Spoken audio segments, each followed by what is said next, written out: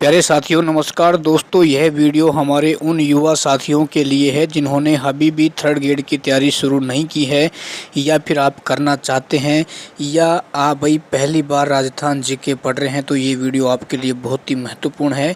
साथियों, यदि आपने इस वीडियो को पूरा देख लिया तो आपको मैं विश्वास और दावे के साथ कहना चाहूँगा कि आपको सफलता निश्चित तौर पर मिलेगी। देखो साथियों, मैं आपको कुछ ऐसी बुक बताना चाहूँगा जिनको आप इस बहुत कम समय में की अच्छी तैयारी कर सकते हो, क्योंकि आपके पास लगभग आज से 90+ दिन आपके पास शेष बचे हुए। देखो साथियों, राजस्थान जीके, भूगोल, ठीक है ना, शैक्षिक परिदृश्य के लिए मैं आपको यहाँ बुक बताना चाहूँगा, फिर आपको सब्जेक्ट वाइज। देखो दोस्तों, आप मुकेश पंचोली की बुक पढ़ सकते हैं, ठीक है ना, लेवल 1 व लेवल 2 वाले, बहुत ही शानदार बुक है।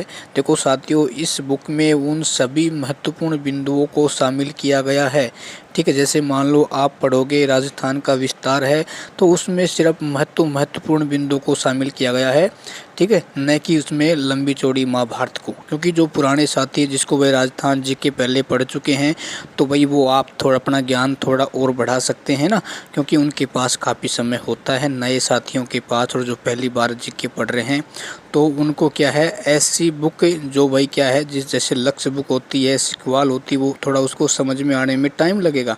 तो आप इस बुक के माध्यम से साथियों न बल्कि अपना सिलेबस पूरा कर सकते हो, बल्कि आप अपना रिवीजन भी बार बार कर सकते हैं और कम समय में साथियों अच्छे नंबर भी प्राप्त कर सकते हैं, ठीक है ना।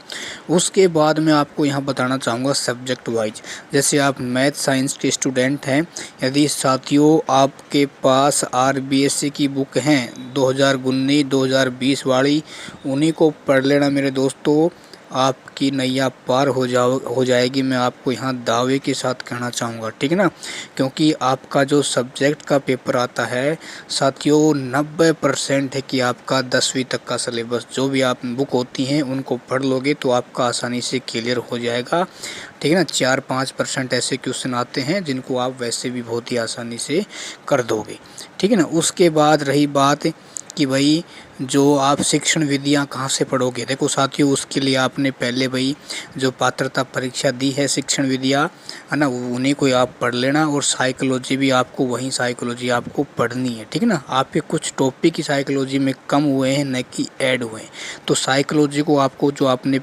पात्रता परीक्षा में पढ़ी है उसी को ही पढ़नी है, न आपको कोई दूसरी बुक खरीदनी है, ठीक है। दूसरी बुक खरीदोगे साइकोलॉजी की तो कहीं ना कहीं फंसते हुए नज़र आओगे, ठीक है। उसके बाद साथियों बात की जाए शैक्षिक परिदृश्य के लिए, तो मैंने आपको मुकेश पंचोली की जो बुक बताई इसी में ही शैक्षिक परिदृश्य और RT को शामिल किया गया है, ठीक है ना। तो इन बुकों को साथियों पढ़ लेना।